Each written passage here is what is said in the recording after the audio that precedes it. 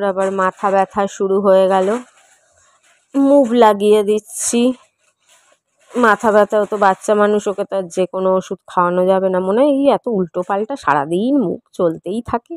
Gas হয়েছে হয়তো পাউরুটির জন্য, কিন্তু পাউরুটি তো আমি মারাত্মকভাবে ছেঁকে টোস্ট বানিয়েছি।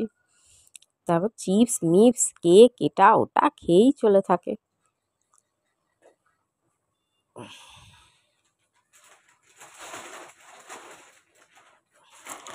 বাচ্চা কাচ্চার জন্য না পুরাই পাগলা হয়ে যাইতে লাগবো। বন্ধুরা, আজকেও কোথাও বেরোতে পারলাম না। মা মেয়ে দুজনে ঘরের মধ্যেই এবার টিফিন বানাবো, একটু টিফিন বানাবো আর খাবো। শিবম খালি একটার পর একটা অর্ডার দিয়েই যাচ্ছে। আবার বলে মা আমার হেডফোন নষ্ট হয়ে গেছে, হেডফোন কিনে দাও।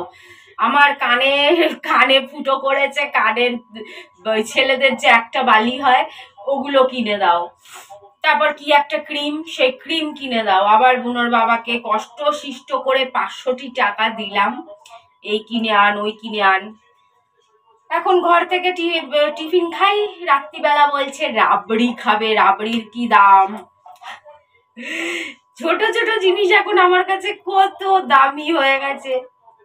আর এই ছোট ছোট জিনিস কিনতে গিয়েই তো 500 টাকা দিয়ে আর কিছু ফিরবে বলে মনে হচ্ছে না। একটা হেডফোন, রাবড়ি, ক্রিম, কানের বালি যদিও আনতে দেয়নি, কেন বুনোর বাবা ওইসব বোঝে না, কিন্তু হেডফোন রাবড়ি ও খেলে কি আমি দেখবো? আমিও তো একটু খেতে ইচ্ছে করে বলো। তা 100 200 রাবড়ি গেল, ওই 45 টাকা করে নেয়, 90 টাকা। এই করতে করতে আরো কিছু জিনিস আছে দিয়েছি অর্ডার, টুকটুক টুকটুক করতে করতে হয়তো 500 টাকা থেকে 150 200 টাকা ফিরবে, বাকি শেষ। যা ফ্রিজ দিয়ে ডিমগুলো নিয়ে আয় আর পাউরুটিটা নিয়ে আয়।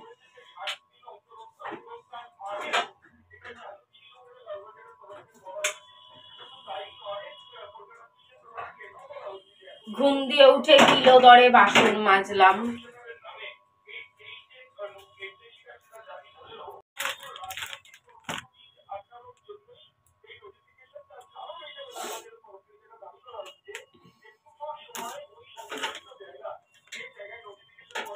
হয়েছে, এবার এগিয়ে দেওয়ার কাজ করছে, সর এগিয়ে দেবে।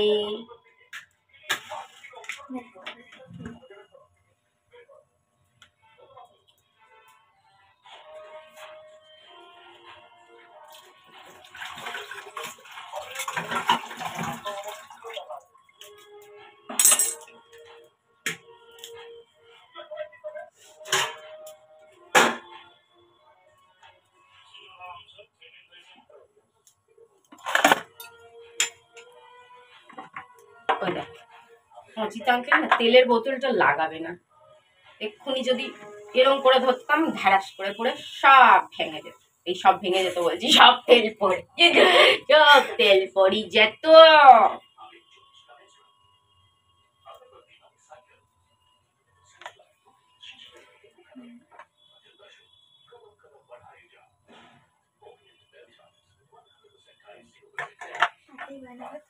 একটু বুনোর দিকে ধ্যান রাখিস, কেন এবারে একা চোখের আড়ালে কি করে ছেলেটা? শান্ত ছেলের মতো ঘুমিয়ে আছে। শান্ত ছেলের মতো ঘুমিয়ে আছে, শুনেও ভালো লাগলো।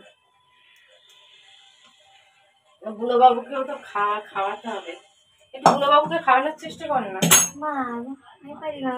কেন কালকে তো তুই খাওয়ালি চেষ্টা করে করে।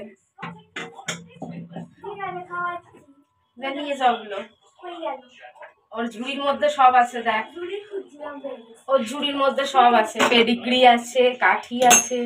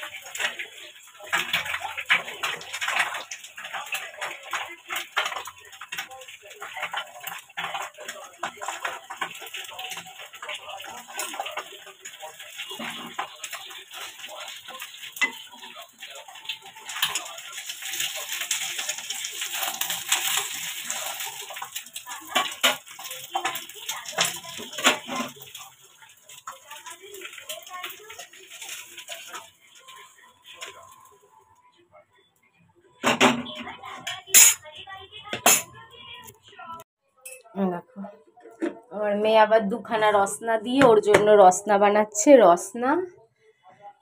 আর 3টে পোচ করেছি, একটা ওই ওপরে রাখতে গিয়ে ভেঙে গেল, খেয়াল করলাম না। ও 2টো খেয়ে নেবে, আমি একটা খেয়ে নেব। ব্রেডও 2টো খেয়ে নেবে, আমি একটা খেয়ে নেব।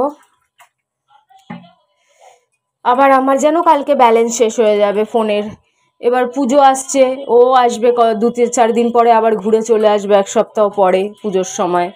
একটু বেশি ব্যালেন্স ভরাতে হবে। কি অবস্থা আমাদের!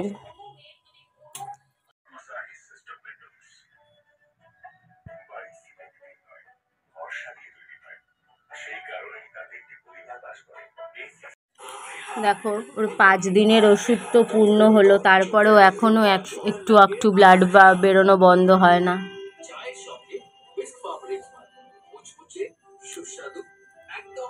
কি বলবো বলো, মন মেজাজি ভালো থাকে না, পাগল হয়ে যাবো যেন।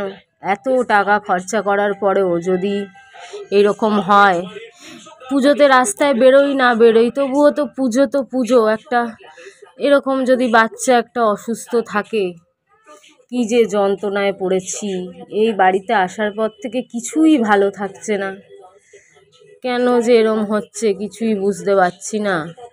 কি করব, এত এত টাকার ওষুধের পরেও আমাদের মতন গরিব মানুষরা এত এক একজন তো কুকুরের ডাক্তার জীবনে দেখায় না। অজিতেরই কত বন্ধু আছে, আমাদের মানিকতলায় আছে, তারা জানেই না যে কুকুরের ডাক্তার হয় আবার। তো তাদের ঘরে ভগবান করুক ভালো থাকুক, কিন্তু যত জ্বালা আমাদের সাথেই, আমাদের পোড়া কপাল, চাটিস না রক্ত। খাবার দিলাম, কিছুতেই খেলো না জানো। আবার তুলে রাখছি, বৈষ্ণবীকে বললাম 3টে বিস্কুট ভিজিয়ে দে, বিস্কুট খাইয়ে দিই। কি বলবো, ছেলেটাকে নিয়ে যে কি যন্ত্রণায় পড়ে গেছি। একটুও আনন্দ নেই, একটুও শান্তি পাচ্ছি না। অসুস্থ বাচ্চা থাকলে ঘরে যে কি সর্বনাশ, আর কি মানে কি বলবো, একটু হাসারও উপায় নেই, একটু আনন্দ করারও উপায় নেই। একটু হাসলে, একটু আনন্দ করলেই মনে হচ্ছে নজর লেগে যাচ্ছে জানো। শিবম হেডফোন চেয়েছে, শিবমের জন্য একটা হেডফোন আনালাম। একবার তো 1000 টাকা দামের কিনে নিয়ে গেল, সেই ব্লুটুথ যেগুলো ছোট ছোট বাডস টাইপের থাকে। বৈষ্ণবীর একটা কেক, চকলেট, 2টো চিপস আর রসমালাই খাবে বলেছে বলে। আর রাতে কাতলা মাছ রয়েছে 4-5 পিসের মতন, ভাত দিয়ে খেয়ে নেবে।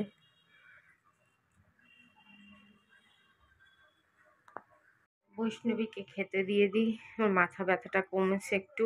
পাগল হয়ে যাবো জানো, পাগল পাগল পাগল পাগল হয়ে গেছি। রাত্রি 1:30টার সময় কারেন্ট চলে গেল। ঘড়ি দেখে রাত্রি 1:30টা বাজে, বলো কি বলছো আবার।